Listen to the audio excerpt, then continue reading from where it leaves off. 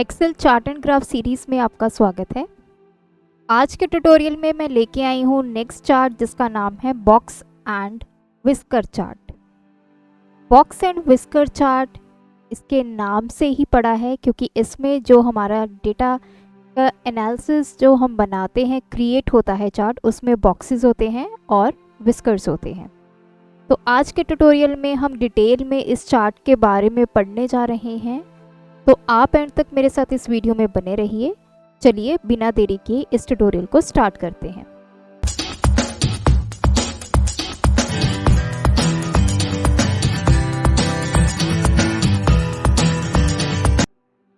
जैसे मैंने बताया बॉक्स एंड विस्कर चार्ट, इस चार्ट में जब हम अपने डेटा को प्लॉट करते हैं तो डेटा हमारा कुछ बॉक्सेस की फॉर्म में एंड विस्कर्स की फॉर्म में रिप्रेजेंट होता है।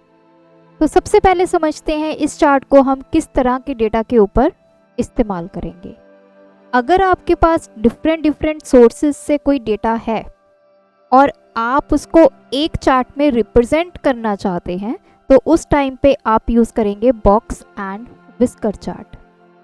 बॉक्स एंड विस्कर चार्ट जो है वो हमारा बहुत ही इन डेप्थ एनालिसिस देता है डेटा का, क्योंकि इसमें मीन, मीडियन, ये सब वैल्यूज़ कैलकुलेट होती हैं। तो सबसे पहले मैं आपको एग्जांपल से बताऊंगी। यहाँ पे आप देख सकते हैं मेरे पास कुछ डिफरेंट सब्जेक्ट्स हैं और 3 सेक्शंस का डेटा लिया है मैंने, सेक्शन ए, बी एंड सी। उसमें रिस्पेक्टिव स्टूडेंट्स के मार्क्स हैं। तो यहाँ पे आप देख सकते हैं क्योंकि सब्जेक्ट्स डिफरेंट हैं, इंग्लिश का ये भी डेटा है, इंग्लिश का ये भी डेटा है। इस तरह से बीच बीच में जो डेटा है अलग अलग सोर्सेज से मैंने कंबाइन करके एक टेबल में डाल दिया है। तो अब हम इस डेटा का करेंगे चार्ट ड्रॉ। तो सबसे पहले मैं यहाँ पे क्लिक करूँगी, इंसर्ट टैब में जाऊँगी, मोर चार्ट्स में हम जाएंगे और यहाँ से मैं सिलेक्ट करूँगी बॉक्स एंड विस्कर और इसको करूँगी ओके।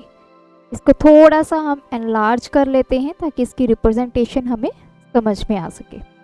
तो यहाँ पे देखिए ये चार्ट क्या बता रहा है। जो फर्स्ट ये तीनों हैं ये हमें इंग्लिश का डेटा बता रहे हैं। ये जितने बॉक्सेस हैं 3, ये इंग्लिश के लिए रिप्रेजेंट हो रहे हैं। नेक्स्ट के 3 आपके साइंस के लिए और ये तीनों हिंदी के लिए। तो यहाँ पे 3 क्यों हैं? 3 डिफाइन कर रहे हैं आपके सेक्शंस। फर्स्ट ये ब्लू वाला है, this is for section A, this is section B और तीसरा जो ग्रे कलर में है वो है सेक्शन सी। अब आप डेटा की तरफ देखिए तो अगर मैं इंग्लिश की बात करूं तो देखिए फर्स्ट सेल में मेरा इंग्लिश लिखा हुआ है और सेक्शन ए के मार्क्स हैं 41, सेक्शन बी के हैं 70 और सेक्शन सी के हैं 67। सिमिलरली इस सेल में भी हमारे पास कुछ इंग्लिश का डेटा है और इन्हीं सेक्शंस का है। तो बॉक्स एंड विस्कर चार्ट क्या करता है, डिफरेंट सोर्सेज से आए हुए डेटा को मर्ज करके आपको एक चार्ट में रिप्रेजेंट करता है। अब मैं यहाँ पे बता दूँ, ये जो आप देख रहे हैं ये हैं आपके बॉक्स जो ब्लू, ऑरेंज और ग्रे कलर में रिप्रेजेंट हो रहे हैं और पीछे ये जो लाइंस आपको दिखाई दे रही हैं इसको बोलते हैं विस्कर्स। तो इस चार्ट का नाम है बॉक्स एंड विस्कर। तो विस्कर के 2 एंड पॉइंट्स हैं।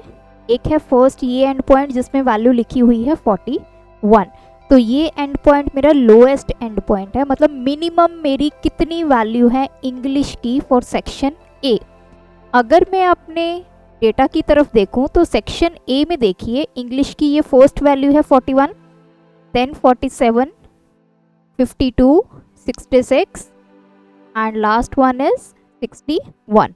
तो इसमें से मिनिमम वैल्यू क्या है 41। तो ये जो एंड पॉइंट है आपके विस्कर का ये रिप्रेजेंट कर रहा है मेरा मिनिमम वैल्यू, दैट इज 41। ऊपर चढ़ते हैं, विस्कर का जो लास्ट पॉइंट है एंड पॉइंट जिसको हम हाईएस्ट पॉइंट बोलते हैं, यहाँ पे वैल्यू है मैक्सिमम, दैट इज 66।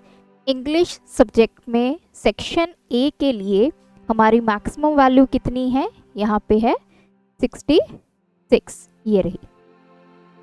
तो सिमिलरली ये है सेक्शन बी के लिए जो ऑरेंज बॉक्स है, इसमें ये मैक्सिमम वैल्यू है और नीचे वाली क्या है आपकी मिनिमम वैल्यू है। तो इस तरह से ये बॉक्सेस में वैल्यूज आई हैं। जितना भी आपका डेटा होता है इसमें बॉक्स एंड विस्कर चार्ट में, वो 4 क्वारटाइल्स में डिफाइन होता है। अब ये 4 क्वारटाइल्स का मतलब क्या है? क्वारटाइल क्या होता है? इंटरवल्स। टोटल आपके डेटा को 4 इंटरवल्स में डिवाइड कर दिया जाता है।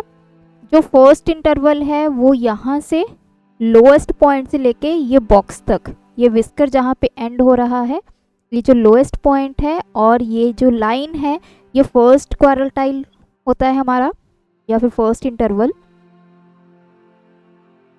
सेकंड जो इंटरवल है यहाँ से बॉक्स में से स्टार्ट होके इस पॉइंट तक जाता है जहाँ पे आपका x लिखा हुआ है।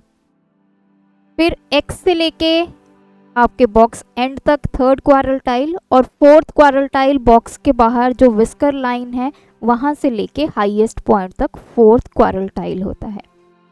तो सबसे पहले मैं यहाँ पे वैल्यूज़ ऐड करके दिखाती हूँ। यहाँ पे हम ऐड डेटा लेबल्स करेंगे तो देखिए ये वैल्यूज़ जो हैं वो आ गई हैं। तो अगर हम ध्यान से देखें इन वैल्यूज़ को तो ये देखिए लोएस्ट वैल्यू है 41 से लेके 44 तक मेरा फर्स्ट क्वारटाइल है। यहाँ से 44 से लेके 52 तक मेरा सेकंड, यहाँ से लेके 63.5 तक थर्ड, और यहाँ से लेके 66 तक फोर्थ। बॉक्स के विद इन आपकी 2 वैल्यूज़ होती हैं, एक होता है मीन और एक होता है मीडियन। ये जितनी भी वैल्यूज़ आपकी कैलकुलेट होती हैं एक्सेल ऑटोमेटिकली कैलकुलेट करके आपको यहाँ पे चार्ट में दिखा देता है। कोई भी स्टैटिस्टिकल डेटा है आपके पास तो उसका अगर आपने एनालिसिस करना है तो इजीली आप इस चार्ट की हेल्प से कर सकते हैं, बिकॉज ये इन डेप्थ आपको बहुत सारी वैल्यूज़ कैलकुलेट करके दिखाता है। तो सिमिलरली आप नेक्स्ट के लिए भी डेटा को रिप्रेजेंट कर सकते हैं यहाँ पे डेटा लेबल्स को। अगर आप और ऑप्शंस यूज़ करना चाहते हैं, आप चाहते हैं कि आपके ये वैल्यूज़ जो हैं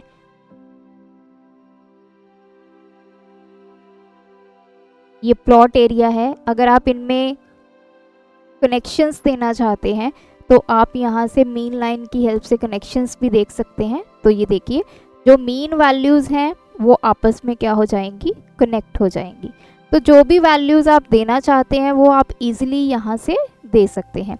इनर पॉइंट्स को अगर आपने शो करवाना है तो आप शो इनर पॉइंट्स पे क्लिक कीजिए, तो जितनी भी इनर वैल्यूज़ हैं वो आपको सारी डिस्प्ले हो जाएंगी।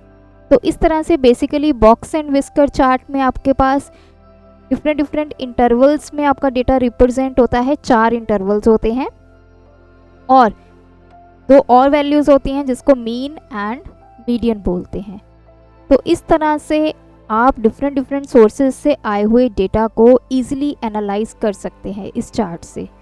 अगर आपको ये ट्यूटोरियल अच्छा लगा, हमारे चैनल को सब्सक्राइब कर लीजिए, वीडियोस को लाइक कर दीजिए, शेयर कर दीजिए और बेल आइकन को प्रेस करना मत भूलिए ताकि आगे आने वाली वीडियोस की नोटिफिकेशन आप तक पहुंच जाए। तो आज की वीडियो देखने के लिए धन्यवाद। Keep supporting us.